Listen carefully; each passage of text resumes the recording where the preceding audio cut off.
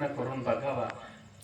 आजच्या दिवसाला सोडून 11व्या दिवशी ज्या वेळेला आईला आपण स्मशानामध्ये नेले, जडत नसेल रॉकेल ओततात, जडत नसेल मीठ ओततात, जडत नसेल टायर टाकतात, काय न करतात माणसं, पेट्रोल पण ओततात, आवड भरी होणारे मीठ पण ओततात. ज्या आईचं वावर आहे, ज्या आईची वावर, ज्या आईचं घर, ज्या आईनं जन्म दिला, ज्या आईनं लहानाचं मोठं केलं, ज्या आईनं हाताचा पाळणा केला, डोळ्याच्या वाती केल्या, तड हातावरच्या फोडाप्रमाणे जपलं आणि त्या आईला टायर टाकून, मीठ टाकून, डिझेल पेट्रोल टाकून, लाकडं टाकून, काडक्या लावून जाळतात. आपण इमानदार का बेईमान? कारण त्या माईने जन्म दिला, त्या माईच्या घरात राहताय, त्या माईच्या जमिनीमध्ये तुम्ही अन्नधान्य पिकवताय, जीवन जगताय, त्या माईले तुम्ही रॉकेट टाकून जाळताय. इमानदार का बेईमान? बाबा, या लाकडांमध्ये जी झोपवलेली आहे ती आमची आई नाहीये. आई नाहीये काय म्हणता? नाही नाही, ती आमची आई नाही, आईची शेव आहे, आईचं मड आहे.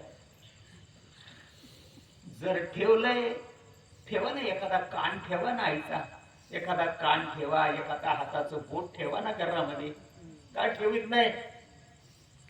त्या आईनं एवढ्याच एवढं केलंय, त्या आईचं एखादं पार्ट घरामध्ये का ठेवत नाही?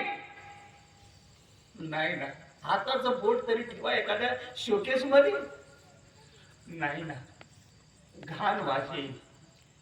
या लाकडांमध्ये स्मशानामध्ये जी झोपवलेली आहे ती आमची आई नाहीये, आईचं शेव आहे, हे मड आहे.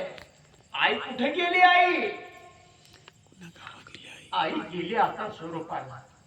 हे आईचं मड पडलेलं आहे, जाळणं भाग आहे. निघून गेला वारा, निघून गेला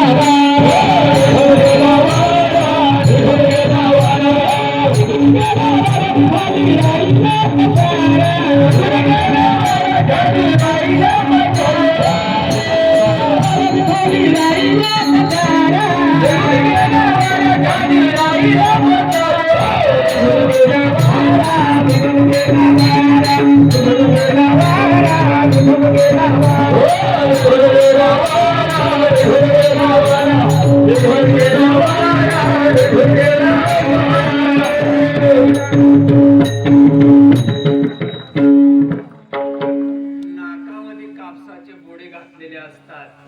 आई तर घरात आहे ना, का रडताय?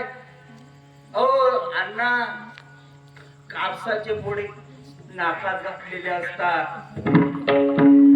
कपड्यामध्ये झाकलेली असते घरामध्ये, का रडताय? आई तर घरात आहे ना. नाही नाही नाही, हे आईचं मड पडलेलं आहे. आई गेली निघून. कुठे गेली असल? कशी असल ती आई? केलाय कधी तपास? कशी असल ती आई? ही पडलेली आई, जाळली आई का निघून गेली ती आई? कोणची आई नेमकी? कशी असेल ती आई? असेल का नसेल आई? हे आपण का हे ज्या सत्यानं चालतंय ते आपण? मी वासुदेव तत्वता, मी वासुदेव तत्वता,